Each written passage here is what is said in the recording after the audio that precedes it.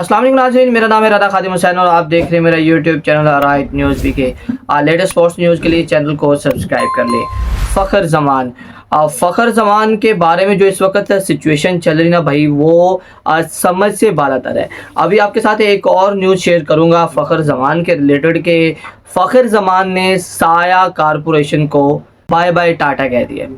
अब साया कारपोरेशन क्या है, मैं आपको बता देता हूँ। बेसिकली साया कारपोरेशन है क्या, ये एक एजेंसी है जो कि आपके टॉप के जितने भी प्लेयर्स रहते हैं, बाबर आजम से जितने भी प्लेयर्स हैं उनको सबको जो मैनेज करती है ना, वो साया कारपोरेशन है।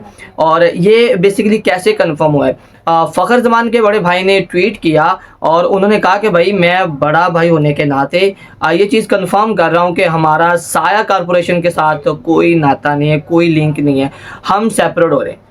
अब जितनी भी चीज़ें बड़े प्लेयर्स की मैनेज हो रही होती हैं कि कहाँ से क्या करना है, उनका सोशल मीडिया तक जो कैसे यूज़ करना है, क्या रिप्लाई करना है, वो सारा कुछ भी साया कारपोरेशन देख रहा होता है। अब साया कारपोरेशन की काफ़ी सारी कंट्रोवर्सियाँ इंज़माम उल हक के साथ हुई, उसके बाद भी कुछ प्लेयर्स के साथ हुई, लेकिन अब जाके फ़खर ज़मान ने पीसीबी को नंगा किया है। एक्चुअली में फ़खर ज़मान को उस चीज़ की सज़ा दी जा रही है जो फ़खर ज़मान ने किया ही नहीं।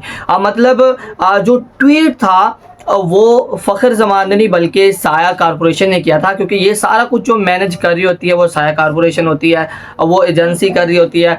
सोशल मीडिया भी प्लेयर्स का जितने भी स्टार्स रहते हैं, तो जो बाबर आजम के हक़ में एक ट्वीट किया था वो था साया कारपोरेशन की तरफ से, जो उन्होंने विराट कोहली का कंपैरिजन किया था और बताया था कि भाई आपने प्लेयर्स के साथ ये नहीं करना चाहिए। तो अगर उसके बाद काफ़ी ज़्यादा नाराज़ नज़र आए फ़खर ज़मान, अगर फ़खर ज़मान ने वो ट्वीट नहीं किया तो भाई उसे निकाला क्यों? असल में मसला यहाँ पर ये हुआ कि जब एनओसी की बात चली थी तो उस्मान वाला साहब, सबसे गंदा तरीन बंदा जो है पीसीबी के अंदर, वो उस्मान वाला है। अब उसके बारे में इतनी ज़्यादा शिकायतें हैं पीसीबी के पास, लेकिन इसके बावजूद पीसीबी कोई भी एक्शन नहीं ले रहा उस्मान वाला के साथ। जब वेस्ट इंडीज़ के अंदर फ़खर ज़मान लीग खेल रहे थे तो तब उनको वापस बुलाया गया और उनका फ़िटनेस टेस्ट लिया गया, और उसमें जो तभी डिसाइड कर लिया था जब थोड़ा सा इनको नंगा करने की कोशिश की फ़खर ज़मान ने, तो उस्मान वाला ने तभी टारगेट दे दिया था कि भाई इस बंदे को हमने नहीं रखना, इसको नहीं हमने खिलाना, इसका करियर हमने ख़त्म करना है। तो अब उसके बाद आप देख लें कि सारी की सारी सूरत जो वो फ़खर ज़मान के अगेंस्ट होगी एकदम।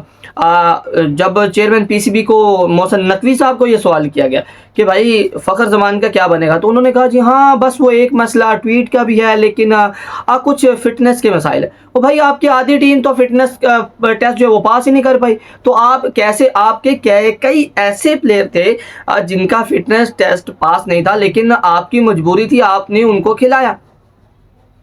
लेकिन फ़खर ज़मान के बारे में आप कह रहे हैं कि वो फ़िटनेस टेस्ट नहीं पास कर रहा। अगर उसने कोई डिसिप्लिन की खिलाफ वर्जी किया या कुछ भी किया तो भाई आप उस चीज़ को क्लियर करें, ख़त्म करें, बातचीत करें उस पर, लेकिन ऐसा कोई मसला था ही नहीं। असल में जो सबसे बड़ा कीड़ा है वो उस्मान वाला है। आज जितनी भी वो एनओसी की चीज़ें हो रही होती हैं, आपने जो भी लीग्स खेलनी है अदर कंट्रीज़ की, वो जो एनओसी जारी करता है वो उस्मान वाला है। और उसको नंगा किया तो उसने कहा भाई तूने मुझे किया तो मैं तुझे नहीं छोड़ूंगा, मैं तो तेरा करियर ख़त्म कर दूंगा।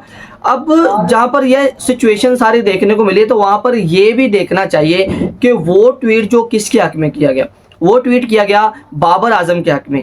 जब बाबर आजम को ड्रॉप किया गया टेस्ट टीम्स के, तो वो जो ट्वीट था वो बेसिकली किया गया उस एजेंसी से जो इन सब स्टार्स को कंट्रोल करती है।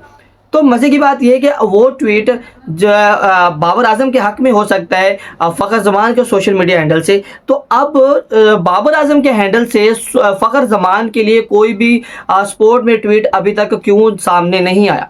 तो बात तो यहाँ से आप इस चीज़ को समझ लें कि भाई तभी सोच लिया था कि फ़खर ज़मान को फारिग करें, साइड लाइन कर दें, इसका करियर ख़त्म कर दें, इसको रखना ही नहीं है। इसीलिए सारी चीज़ें उसके अगेंस्ट कर दी गई और सबका जो हवा का रुख एकदम बदल दिया गया कि भाई तूने हमें बात की, तूने हमें नंगा करने की कोशिश की, ऐसा तो नहीं हो सकता, हम तुझे छोड़ दें।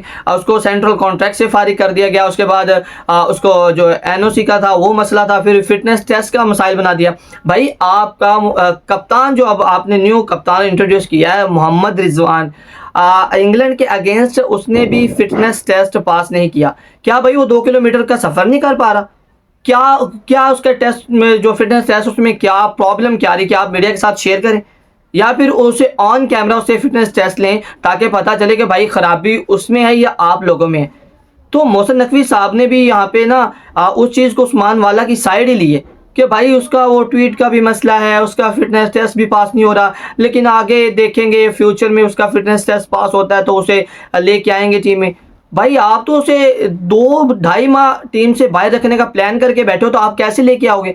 आप तो एक वो फजूल का प्रोपोगंडा स्क्रिप्ट लिख के बैठे हो मीडिया को दिखाने के लिए। अभी मज़े की बात एक और आप लोगों के साथ जो अभी शेयर करता हूँ कि मोहम्मद रिजवान कराची में कॉन्फ्रेंस की उन्होंने, तो उनकी जानिब से ना किसी सहाफ़ी की जानिब से उनको क्वेश्चन किया गया कि फ़खर जमान के बारे में आप क्या कहना चाहते हैं, क्या फ़खर जमान ऑन फ्यूचर पाकिस्तान की टीम के अंदर नज़र आएंगे या फिर वो दौरा साउथ अफ्रीका में नज़र आएंगे, चैम्पियन ट्रॉफी में नज़र आएंगे? तो उन्होंने कहा जी फ़खर जमान बहुत बड़ा प्लेयर है, उसमें कोई शक नहीं है, वो वन साइडेड प्लेयर है, एक ही बंदा जो है पूरा मैच जितवा सकता है, लेकिन कुछ चीज़ें जो है वो हमारे हाथ में नहीं, हमारी मैनेजमेंट या फिर सिलेक्शन कमेटी के हाथ में है। तो यहाँ पे सीधा जवाब आप समझने की कोशिश करें कि मोहम्मद रिजवान भी क्या कहना चाहेगा, भाई मेरे हाथ में कुछ नहीं है, मेरे हाथ खड़े हैं, जो भी करेगी सिलेक्शन कमेटी करेगी, पीसीबी करेगी, या फिर पीसीबी की जो बनाई हुई मैनेजमेंट है वो करेगी, मैं नहीं करूँगा। अब ये वही रिजवान है जिसने कहा था कि भाई 11 के 11 कप्तान है, मैं कप्तान नहीं हूँ, आपने मुझे कप्तान बनाया लेकिन मेरी नज़र में 11 के 11 कप्तान है। तो भाई अगर आप कप्तान है, 11 के 11 कप्तान, तो आप फ़खर जमान के हक में क्यों नहीं बोल सकते? सबसे बड़ा क्वेश्चन ये है कि बाबर आजम अभी तक खामोश क्यों है? मतलब पूरी दुनिया पागल कर रखी है उस बंदे ने। अगर वो चाहता उसकी स्पोर्ट में बोलता तो ये पीसीबी को अपनी बढ़ जानी थी, पीसीबी की ऐसी की तैसी हो जानी थी। अगर बाबर आजम भी फ़खर जमान के हक में, अगर बाबर आजम कहता कि भाई फ़खर जमान के साथ ज्यादती हो रही है और मैं भी नहीं खेल रहा, देखता कि ये पीसीबी कैसे मैनेज करती, या पीसीबी की मैनेजमेंट या सिलेक्शन कमेटी कैसे चलती। अब मज़े की बात, सबसे बड़ी बात तो आप लोगों के साथ शेयर करना चाहूँगा कि आकिब जावेद वो बंदा जो 8-9 सालों के साथ लाहौर कलंदर के साथ मुंसलिक है, और फ़खर जमान भी लाहौर कलंदर से खेल रहे हैं शुरू से, तो इसके बावजूद आकिब जावेद भी उनकी साइड अभी तक नहीं ले पाए।